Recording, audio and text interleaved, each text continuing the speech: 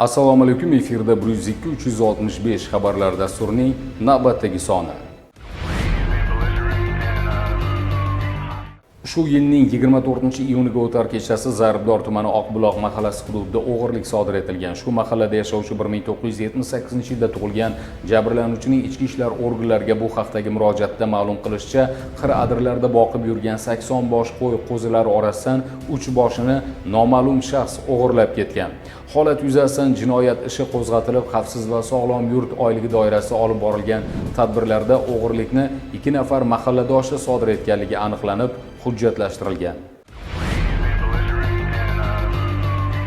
Arnasoy tumani ichki ishlar organlari xodimlari xavfsiz va sog'lom yurt oyligida noqonuniy qimor o'yiniga chek qo'yishdi. Xususan, G'afurg'ulon mahallasida yashovchi 1965-yilda tug'ilgan fermer xo'jalik ishchisi dala shiyponida Bobur mahallasida istiqomat qiluvchi 3 nafar shaxslar bilan birgalikda o'rtaga pul tikib, tavakkalchilikka asoslangan qimor o'yinini o'ynayotganligi aniqlangan. Daliliy ashyo sifatida 3.325.000 so'm pullar va o'yin kartasi hujjatlashtirib olingan.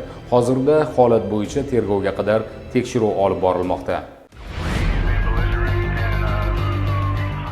Sirdaryo viloyati Sardobod tumani Fayzobod mahallasida yashovchi 1996-yilda tug'ilgan tadbirkor ichki ishlar organlariga murojaat qilib, shu yilning aprel oyida Sharof Rashidov tumani Qahramon mahallasida yashovchi 1986-yilda tug'ilgan shaxs ishonishiga kirib, tanishlari orqali mas'uliyat cheklangan jamiyatning davlat boji to'lovlaridan yuzaga kelgan 9600 AQSh dollari qarzini kamaytirib berishga ishontirgan va 4000 AQSh dollari va 10 million so'm pullarni olib, shu kunga qadar bermasdan aldab kelayotganligini ma'lum qilgan.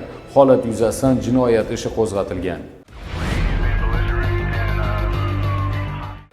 Zomin tumani Beshkubi mahallasida yashagan 1966-yilda tug'ilgan fuqaro jinoyat ishlari bo'yicha tuman sudi tomonidan O'zbekiston Respublikasi Jinoyat kodeksining 169-moddasida nazarda tutilgan qonunbuzarlikda ayblanib, 2026-yil 25-iyul kuni qidiruv e'lon qilingan edi.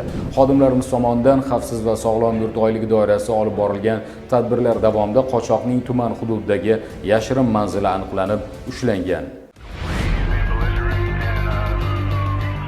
Bu sizga yetkazmoqchi bo'lgan so'nggi xabar edi. E'tiboringiz uchun rahmat. Yurtimiz doimo tinch, osmonimiz musaffo bo'lsin.